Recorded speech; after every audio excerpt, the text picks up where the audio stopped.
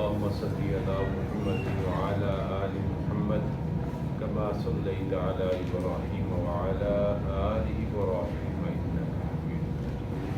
اللهم بارك على محمد وعلى آل محمد كما باركت على إبراهيم وعلى آل إبراهيم إنك حميد مجيد. رب زدني علما رب اشرح لي صدري ويسر لي أمري واحلل عقدة من لساني يفقهوا قولي.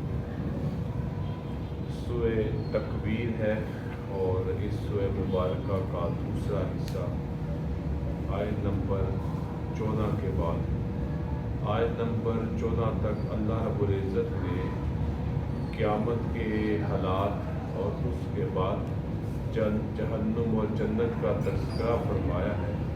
آگے اللہ رب العزت اپنی بے مثال قدرت کی قسمیں اٹھا رہے ہیں اور پھر اس کے بعد قرآن مجید فرقان حمید کی حقانیت پر اللہ رب العزت آیات مبارکہ بیان فرما رہے ہیں.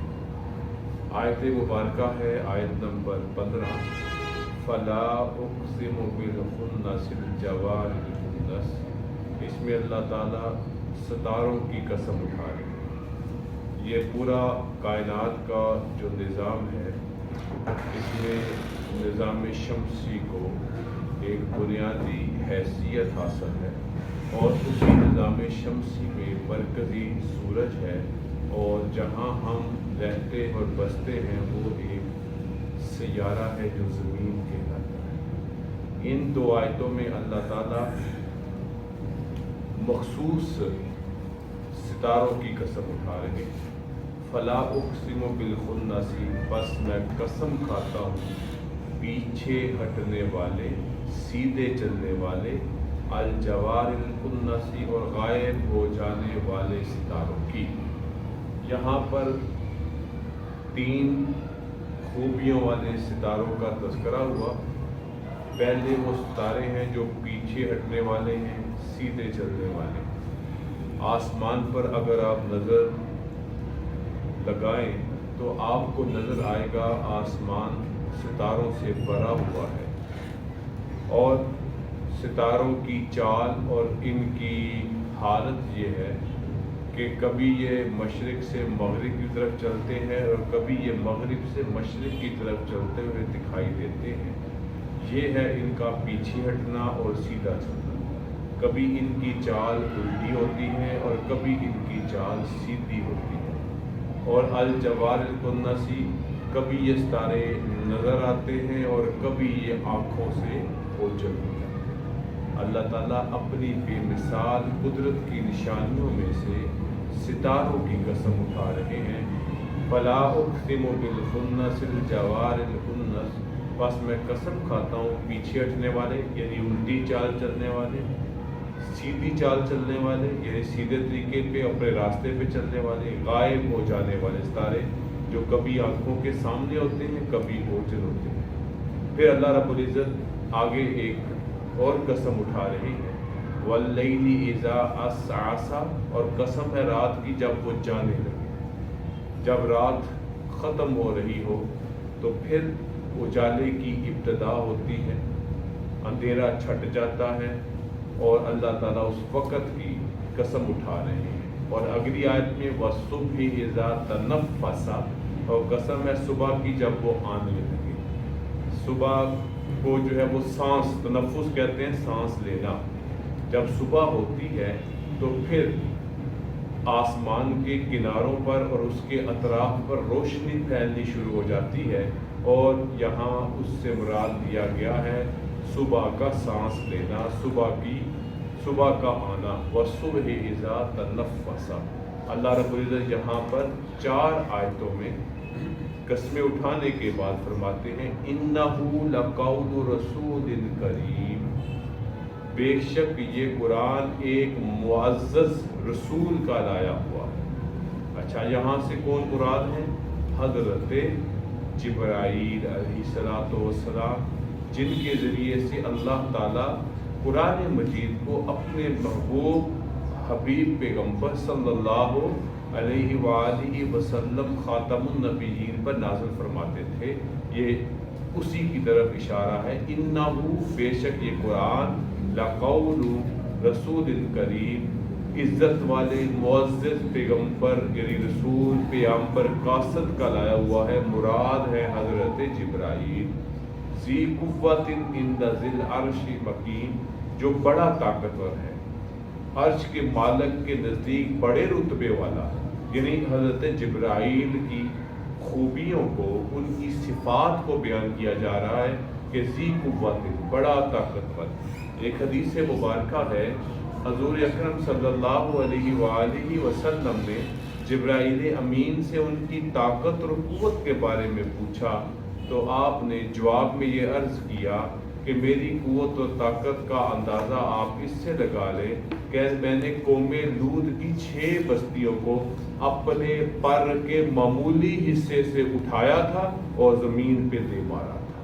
یعنی آپ کہہ سکتے ہیں کہ حضرت جبرائیل نے اپنے پر کا ایک معمولی سا حصے پر 6 کی 6 بستیوں کو رکھا اور اوپر اٹھایا اور زمین پہ پٹخ مارا. حضرت جبرائیل علیہ السلام نے نبی علیہ السلام سے اپنی قوت کو اس طرح سے بیان کیا ذی قوت عند ذی العرش مکین. بڑی قوت والے طاقتور ہیں کون؟ حضرت جبرائیل. اور عرش کے مالک یعنی اللہ رب العزت کے نزدیک بھی ان کا بڑا مقام یعنی اللہ رب العزت کے نزدیک بھی ان کا بڑا مقام اور رتبہ ہے. آگے آیت میں فرماتے ہیں اللہ تعالیٰ انہیں کی خوبیوں کو حضرت جبرائیل کو مطاع ثم امین وہاں کا سردار امانت دار ہے. یعنی حضرت جبرائیل کی ایک اور خوبی ہے کہ وہ سردار تو ہیں لیکن امانت دار ہیں. یعنی ایک الزام حضرت جبرائیل پہ یہ بھی لگا تھا کہ جو وہ قرآن اللہ سے لے کے آتے ہیں وہ نیچے آ کر گڑبڑ کر کے بیان کر دیتے ہیں. تو اللہ رب العزت فرمایا نہیں بھائی وہ کلام میں کسی طرح کی بھی ہیر پھیر اور خیانت نہیں کرتے. پورا ویسے ہی بیان کرتے ہیں جیسے اللہ رب العزت نے نازل کیا ہوتا ہے. آگے اللہ رب العزت حضور اکرم صلی اللہ علیہ وسلم کے حوالے سے بیان فرما رہے ہیں وما صاحبکم بمجنون اور تمہارا رفیق کوئی دیوانہ نہیں. یعنی حضور اکرم صلی اللہ علیہ وسلم پر قریش مکہ ایک عجیب طرح کی بات کرتے تھے کہ نبی علیہ السلام نعوذ باللہ من ذالک مجنون اور دیوانے ہیں. اللہ فرما رہے ہیں جو تم یہ بات کہتے ہو بالکل بے پر کی ہوا ہے, اس کی کوئی حقیقت نہیں ہے. تمہارا رفیق حضور اکرم صلی اللہ علیہ وسلم بالکل بھی کسی طرح بھی اس طرح کی کیفیت والے نہیں ہیں. وَلَقَدْ رَآهُ بِالْأُفُقِ الْمُبِينِ اور اس نے یعنی حضور اکرم صلی اللہ علیہ وسلم نے حضرت جبرائیل کو کھلے کنارے پر دیکھا بھی ہے. عموماً جبرائیل امین نبی علیہ السلام کی خدمت میں انسانی شکل میں تشریف لایا کرتے تھے اور بیان کیا جاتا ہے وہ انسانی شکل ایک صحابی رسول حضرت دہیہ کلبی کی ہوا کرتی تھی. لیکن نبی علیہ السلام نے حضرت جبرائیل کو اب ان کی اصلی حالت میں بھی دیکھا ہے جس کا تذکرہ یہاں پہ ہو رہا ہے. وَلَقَدْ رَآهُ بِالْأُفُقِ الْمُبِينِ اور اس نے نبی علیہ السلام نے کو کھلے کنارے میں دیکھا ہے. ایک مرتبہ نبی علیہ السلام نے جبرائیل کا دیدار کیا آسمان کے کناروں پر اور ان کے ایک پر نے پورے آسمان کو لپیٹ لیا تھا یعنی کہ گھیر لیا تھا. وَمَا هُوَ عَلَى الْغَيْبِ بِضَنِينٍ اور وہ غیب کی باتوں پر بخیل نہیں. یعنی جو نبی علیہ السلام کو اللہ کی طرف سے وحی اور پیغام ملتا ہے وہ پورا کا پورا تمہاری طرف بیان کر دیتے ہیں, اس میں کسی طرح کی بخل کا مظاہرہ نہیں کرتے. بخل کہتے ہیں کہ بات چھپاتے نہیں. وَمَا هُوَ بِقَوْلِ شَيْطَانِ الرَّجِيمِ اور وہ کسی شیطان مردود کا قول نہیں. یہ بھی ایک الزام لگا نبی علیہ السلام کی ذات مبارکہ پر کہ اللہ تعالیٰ معاف فرمائے کہ نبی علیہ السلام پر شیطان آتا ہے اور ان کو یہ چیزیں سکھاتا ہے جس سے وہ آگے بیان کرتے ہیں. تو اللہ نے فرمایا ہرگز نہیں. پہلی بات پیچھے کیا فرمائی وَمَا صَاحِبُكُمْ بِمَجْنُونٍ نہ تمہارا ساتھی دیوانہ ہے. یہاں پہ کیا فرمایا وَمَا هُوَ بِقَوْلِ شَيْطَانِ الرَّجِيمِ اور وہ کسی شیطان مردود کا قول بھی نہیں ہے, وہ اللہ ہی کا کلام ہے. ان ساری باتوں کو بیان کرنے کے بعد اللہ فرماتے ہیں فَأَيْنَ تَذْهَبُونَ پس تم کہاں چلے جا رہے ہو. یہ سب کچھ کھل کے تمہارے سامنے ہے. پھر بھی تم اس ہدایت کی بات کو، صراط مستقیم کے راستے کو، اللہ کے پیغام اور اللہ کی وحی کو قبول نہیں کرتے۔ فَأَيْنَ تَذْهَبُونَ، بس تم کہاں چلے جا رہے ہو؟ إِنْ هُوَ إِلَّا ذِكْرٌ لِلْعَالَمِينَ، یہ تو جہاں بھر کے نصیحت ہی نصیحت ہے۔ یہ قرآن مجید تم اس نصیحت کو چھوڑ کر، للعالمین جو جہان والوں کے لیے نصیحت ہے، اس کو چھوڑ کے کہاں جا رہے ہو؟ تم غلطی پہ ہو، تم گمراہی پہ ہو، تم اللہ کی بات اور ہدایت کو چھوڑے ہو۔ لمن شاء منکم ان یستقیم، اس کے لیے جو تم میں سے سیدھا چلنا چاہے۔ یہ قرآن مجید انہی کے لیے ہدایت ہے، انہی کے لیے نصیحت ہے، انہی کے لیے اللہ کا پیغام ہے۔ لمن شاء منکم ان یستقیم، جو اس کے راستے پر چلتا ہے، جو اس سیدھے راستے پر چلنا چاہتا ہے۔ یہ اشارہ ہے اس طرف کہ اس قرآن مجید کو، جس کے بارے میں سورہ بقرہ میں بھی فرمایا گیا، ھدی للمتقین، یہ کتاب اسی کو ہدایت دیتی ہے جو تقوی اختیار کرتا ہے، جو حق کی راستے کو تلاش کرتا ہے، جو صراط مستقیم کو تلاش کرتا ہے۔ اللہ تعالیٰ ضرور بضرور اس صراط مستقیم کے متلاشی کو، ہدایت کے راستے کو چاہنے والے کو، اس قرآن کو اس کے لیے واعظ اور نصیحت بنا دیتے ہیں۔ وَمَا تَشَاءُونَ إِلَّا أَن يَشَاءَ اللَّهُ رَبُّ الْعَالَمِينَ، اور جو تم چاہو گے وہ نہیں ہوگا۔ اللہ فرماتے جو تم چاہو گے وہ نہیں ہوگا، پھر کیا ہوگا؟ وہی ہوگا جو تمہارا رب چاہے۔